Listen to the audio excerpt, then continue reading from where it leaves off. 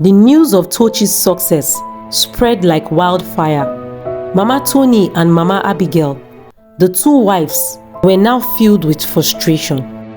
Their hearts boiled with envy.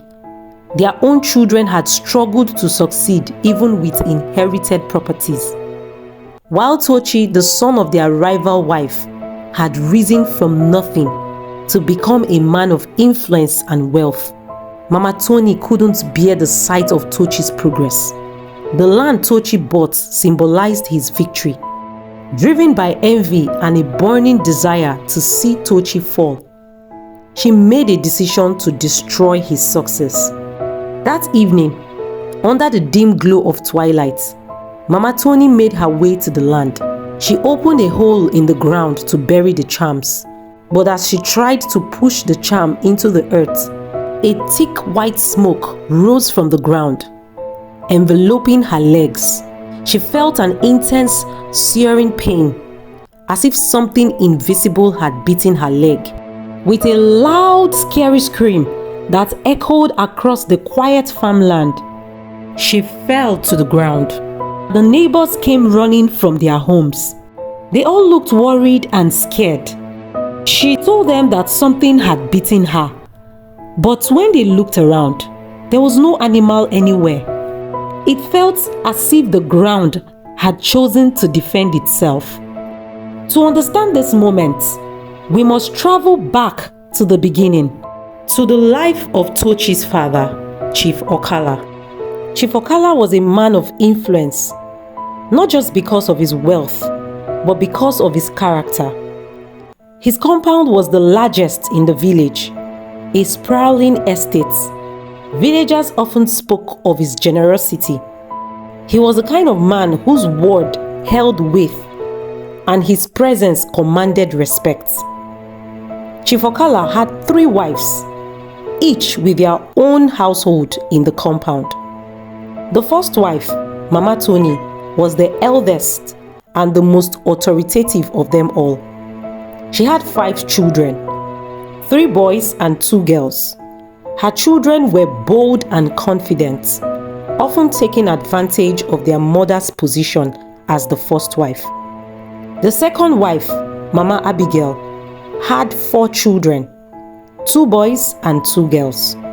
She was quieter but calculating, often observing from the sidelines and making her moves in a subtle way.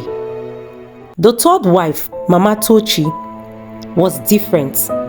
She was younger, gentle, and known for her kindness. She had only one son, Tochi, who was the youngest of all Chief Okala's children. Mama Tochi was the heart of the family. While the other wives often argued and schemed, Mama Tochi focused on peace and nurturing. She would wake up early to prepare food for the household, often cooking extra portions for the servants and the children in the village who came to the compound for help.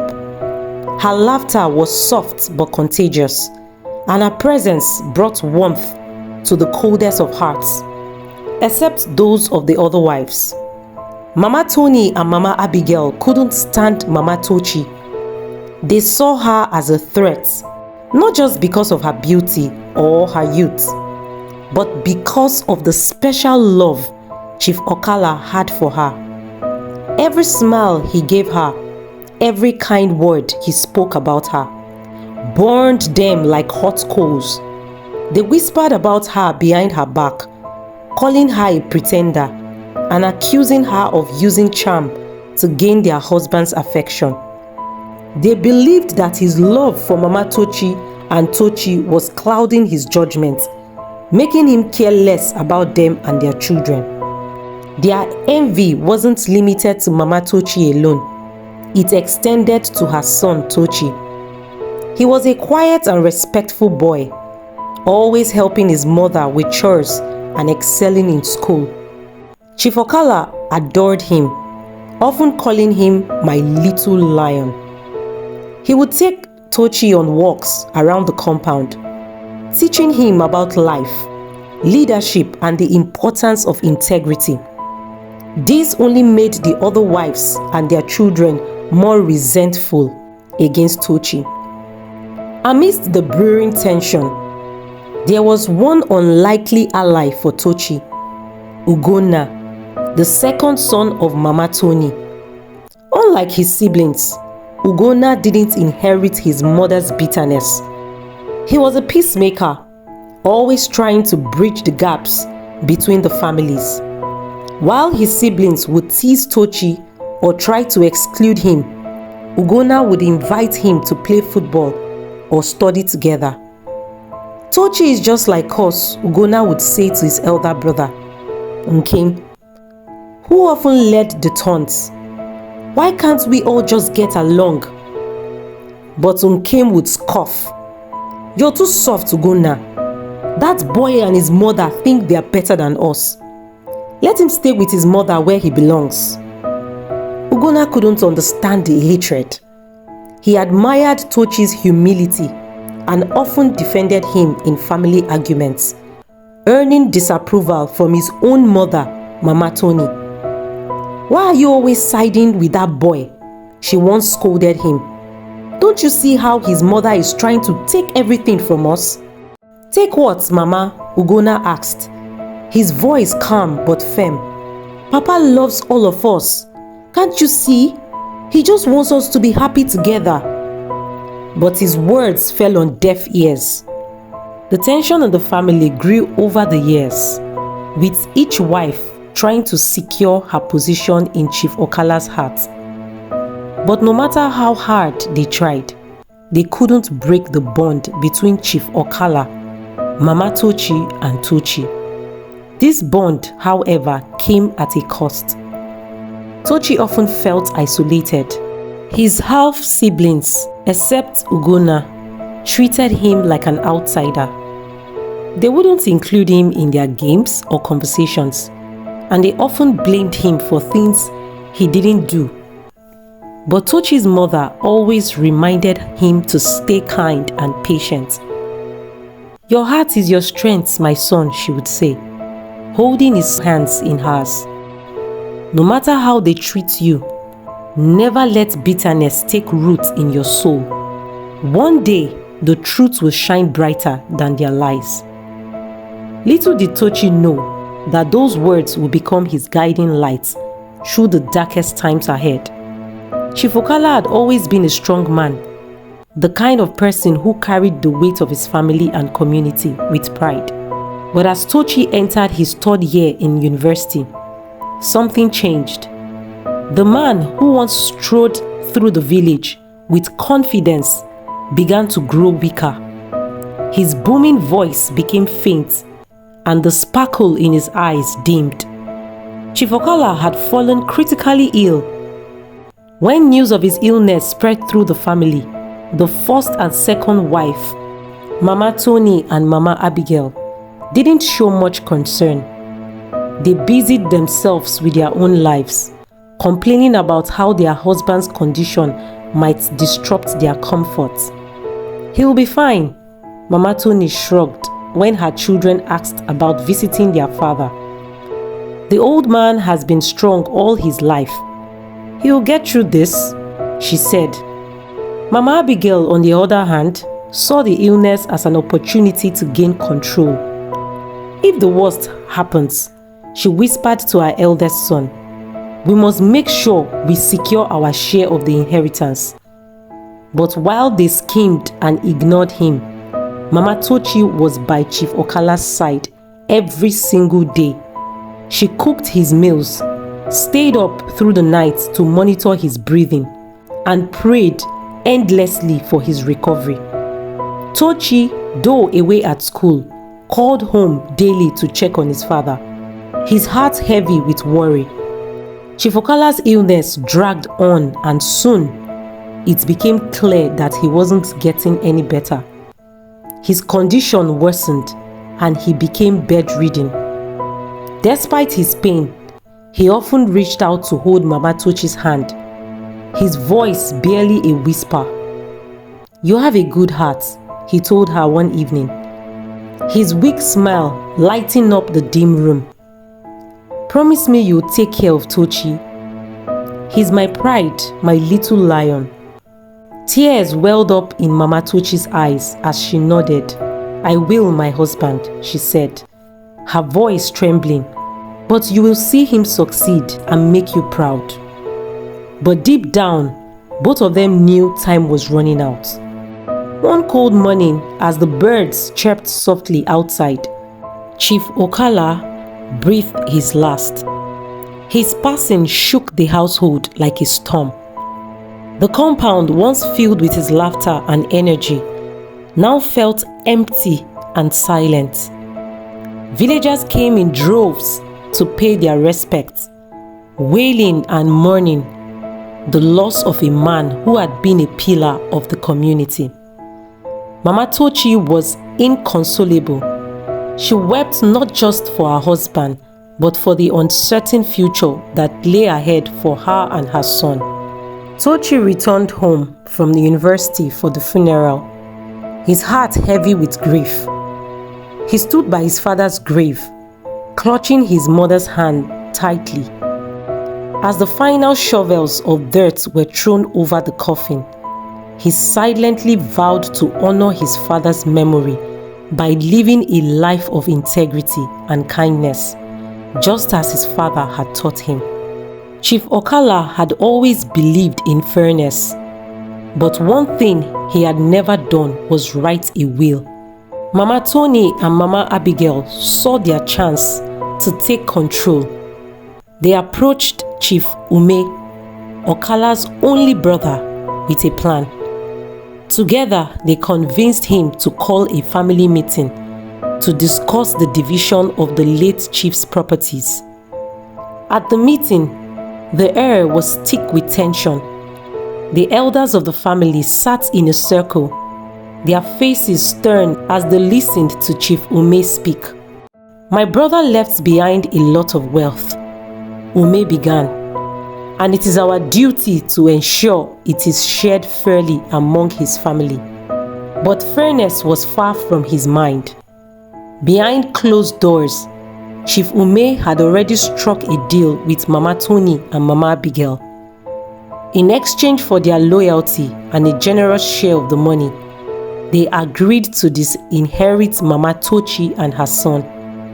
The decision was swift and ruthless. When the final allocations were announced, Mama Tochi and Tochi received nothing.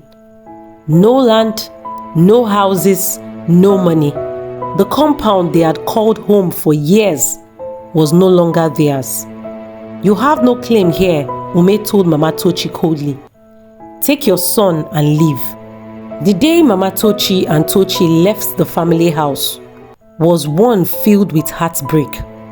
Tochi packed their few belongings into a small bag while his mother sat quietly, tears rolling down her face. As they walked out of the compound, none of the family members came to bid them farewell except Ugonna. Ugonna ran after them, his eyes filled with tears. "Mama Tochi, Tochi, please wait," he called. He handed them an envelope filled with money. "It's not much, but it's all I have," he said. "I will always be here for you. You're my family, no matter what anyone says."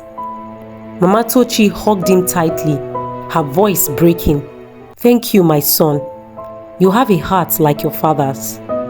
Tochi looked at Ugonna, his heart heavy with gratitude. "I'll never forget this," he said. As they walked away from the only home Tochi had ever known, he felt a mix of sadness and determination. He knew life would be difficult, but he also knew he had to fight for a better future. Not just for himself, but for his mother, who had sacrificed everything for him. Tochi's graduation from the university was not just a moment of achievement. It was a testament to his resilience. Despite all the obstacles that life had thrown his way, disinheritance, betrayal, and hardship, he managed to wear a proud smile on his face as he stood among his classmates in his graduation robe. He graduated with a first-class honors, a symbol of his determination and hard work. But behind that smile, his heart carried a mix of worry and ambition. After graduating, Tochi began the relentless search for a job. He would wake up every day with hope in his eyes, believing that this day might bring him a breakthrough. He applied for job after job, but every letter he received was a rejection. The world outside the university gates felt much harsher than Tochi had ever imagined. He saw his peers getting jobs, starting careers, and securing stable futures, while he remained without work, his pockets often empty. His mother would wake him up every morning with the same kind of worry. She would make small prayers in her kitchen, asking God to open a door of opportunity for her son. She cooked meals with love, hoping that Tochi would find energy in food to keep pushing forward. Her eyes were filled with dreams of a better future. A future where she would no longer have to struggle to pay rent or worry about Tochi's next meal. One evening, as Tochi sat on the old creaky sofa in the small room they rented, his phone buzzed. It was a message from Chijioke, a friend from the university. Chijioke was known among the students as someone who often got lucky with things, but also someone who was kind and supportive. "Hey Tochi," the message read. "There's this American visa lottery happening. I have the original form. Why don't you fill it too? Maybe you could get lucky." Tochi stared at the message. A visa lottery? The idea seemed almost laughable. He hadn't even considered that possibility. But desperation made him take a chance. He decided to photocopy the original form from Chijioke, filled out the details, and submitted the form at the local office where visa applications were handled. It was a long shot, but Tochi was willing to try anything. Few months passed. Tochi focused on applying for more jobs while still clinging to the hope of the lottery. Then one day, the results of the American visa lottery were announced. The news spread quickly in the small community. People gathered in groups, excited to check if their names were on the list. Tochi felt his heart race as he checked the notice board where the results were posted.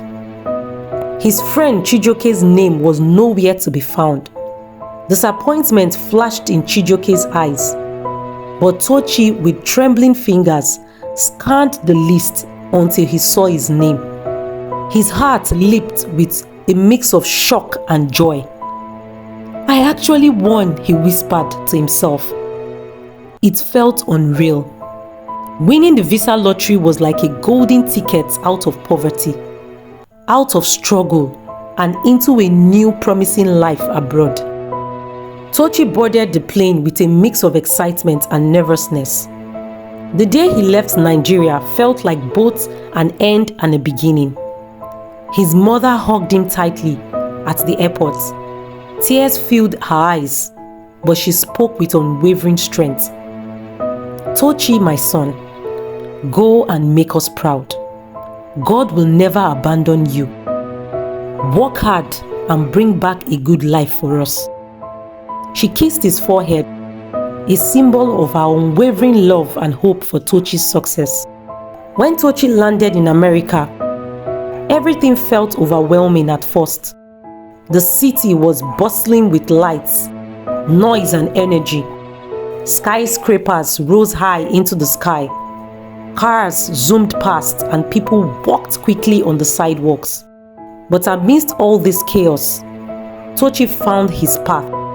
He met good people who believed in him, partners who saw his potential, and together they began building businesses. Success did not come overnight, but it came with effort and sacrifice. Tochi worked tirelessly, often putting in long hours. His dreams began to take shape as he made deals, earned profits, and expanded his business ventures. With each success, Tochi felt more confident. He started saving money, not just for himself, but also to change the life of his mother back home.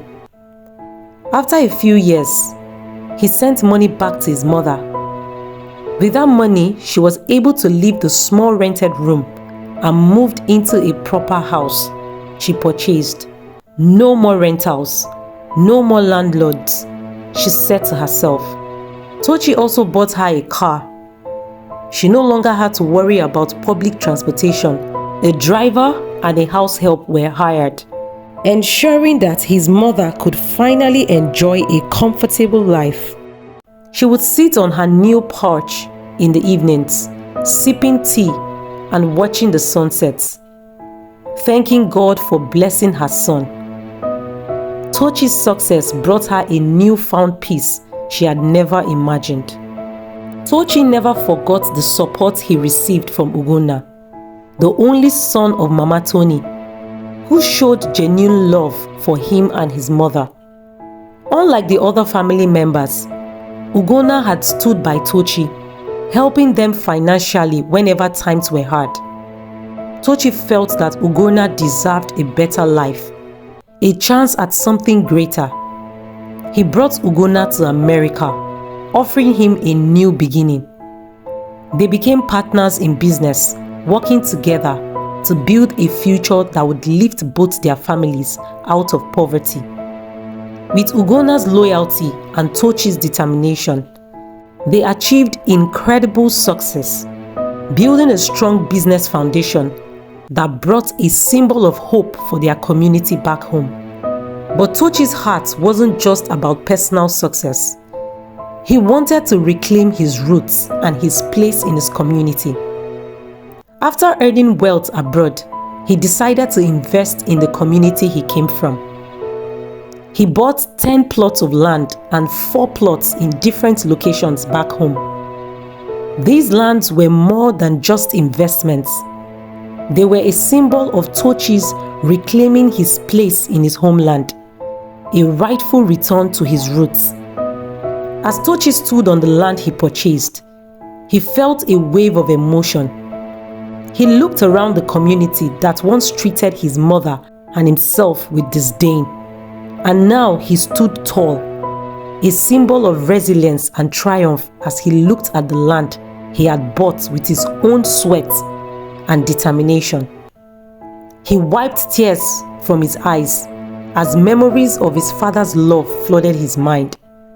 The special bond he shared with Chief Okala, his father's unwavering support, and the moments when his father would proudly call him "my little lion." It was this love that kept Tochi going, even when things seemed almost impossible. His voice quivered with emotion as he raised his hand to the sky, praying fervently. "Oh God, I dedicate everything to you. The land, the house, the business. Please protect them. Anyone who tries to harm me over a property I bought with my own money, let your will be done. Fight for me, O God, in Jesus' name." His heart pounded in his chest as he said these words. He felt a surge of gratitude and trust. Tochi knew that these achievements were not just the result of his hard work, but also of God's mercy. After his prayer, he left the land with a renewed sense of purpose. He packed his bags and prepared to travel back to America, where he had already built a new life with a beautiful family, a wife and 2 children, a young boy and a little girl. Back in his hometown, the news of Tochi's success spread like wildfire. Mama Tony and Mama Abigail, the 2 wives, were now filled with frustration. Their hearts boiled with envy. Their own children had struggled to succeed even with inherited properties, while Tochi, the son of their rival wife, had risen from nothing to become a man of influence and wealth. Mama Tony couldn't bear the sight of Tochi's progress. She saw herself as someone who should have seen her children thrive, But instead, she felt shame and resentment. Driven by envy and a burning desire to see Tochi fall, she made a decision to destroy his success. She devised a cunning plan as she prepared her small bag with herbs, charms, and other ritual tools. The land Tochi bought symbolized his victory, but to Mama Tony, it represented a deep wound of failure and defeat. That evening, under the dim glow of twilight, Mama Tony made her way to the land. She walked through the dusty paths with a fierce determination. Sweat trickled down her brow, but her eyes were set with a grim purpose. She made incantations in a low, hoarse voice, speaking words only she could understand, calling on spirits to carry out her wishes. She opened a hole in the ground to bury the charms. But as she tried to push the charm into the earth, something inexplicable happened. A thick white smoke rose from the ground, enveloping her legs. The smoke was not just a mist, it was blinding, suffocating. She felt an intense, searing pain, as if something invisible had bitten her leg. She screamed loudly, her voice full of terror. Her eyes darted around the land she tried to destroy, but could see nothing through the haze. She collapsed onto the ground, her strength leaving her. Her cries attracted the nearby villagers who were curious about her unusual screams. Soon, a group of people rushed to her side. They carried Mama Tony back to her home with shock and worry etched on their faces. Her family gathered around her, but Mama Tony, gasping with every breath, refused to speak about what happened on the land. She didn't want to admit to the shameful truth that she had tried to use charm on Tochi's land. Her pride and reputation were too important to bear such a confession.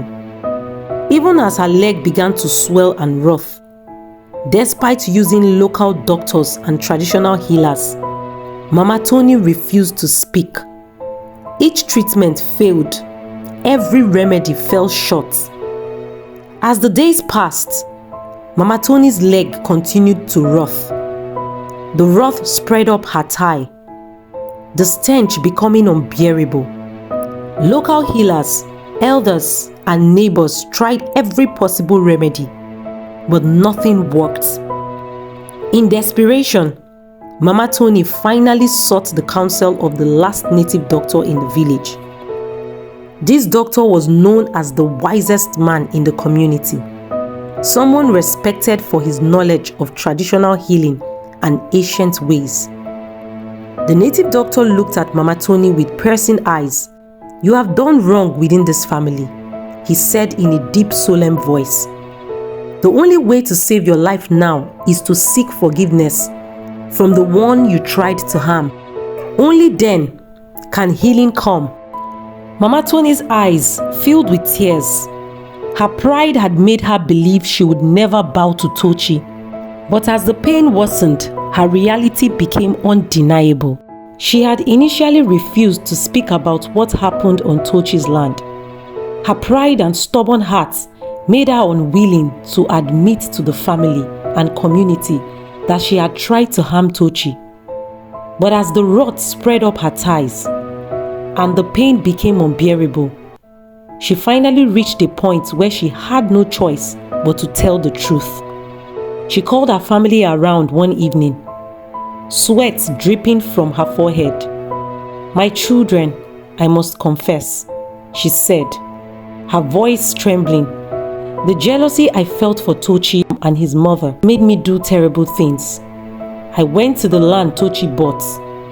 I tried to bury charms there to bring him down because I couldn't bear his success.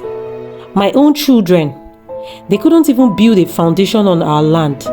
Yet, Tochi, the son of Mama Tochi, rose from nothing to become a man of power." Her voice cracked as she spoke, the words falling heavy in the room. The family listened in shock and disbelief. Mama Abigail too was torn. She listened as Mama Tony admitted her actions and felt a mix of confusion and shame. Their shared hatred towards Mama Tochi and Tochi had bound them together once, but now it was unraveling before their eyes. Her confession was not just about her envy, but also about her failure as a mother. She admitted how Mama Abigail's children had also struggled on the lands their father left behind, while Tochi, the youngest son, achieved what seemed impossible. Her words were a bitter realization of the painful truth. Envy had blinded her. But Mama Tony's revelation also reached Chief Ume and the other elders, who once cheated Tochi of his inheritance. They now felt totally ashamed of their actions. The elders, along with Mama Tony, contacted Mama Tochi, hoping to bring Tochi back to Nigeria so that everything could be resolved. They tried to convince Mama Tochi to tell her son to come back to Nigeria so that everything could be resolved. Mama Tochi had heard the story about Mama Tony's wicked acts of trying to harm her only son. She simply replied to them, "The Lord is fighting for us. Why should my son come back to Nigeria for someone who tried to kill him?" Eventually, out of the goodness of her heart, she gave the shameless elders access to her son's number. When Tochi finally learned about everything that had happened, how Mama Tony had tried to harm him through his land, driven by jealousy, he fell to his knees. He placed his hands on his face, tears flowing down his cheeks. But his heart was not filled with anger or bitterness. It was filled with gratitude. Tochi thanked God with a voice full of sincerity. "Lord, I thank you for protecting me. I have no hate in my heart. Mama Tony may have tried to harm me, but I hold no grudge against her. My God has fought for me, and I hold my peace."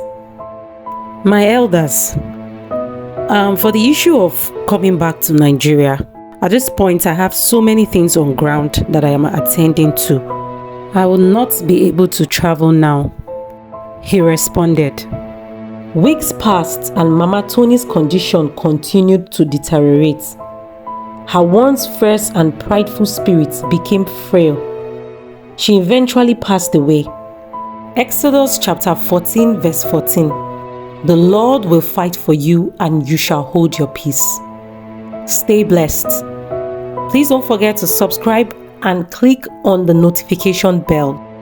And if you enjoyed this video, do give it a thumbs up and drop a comment below.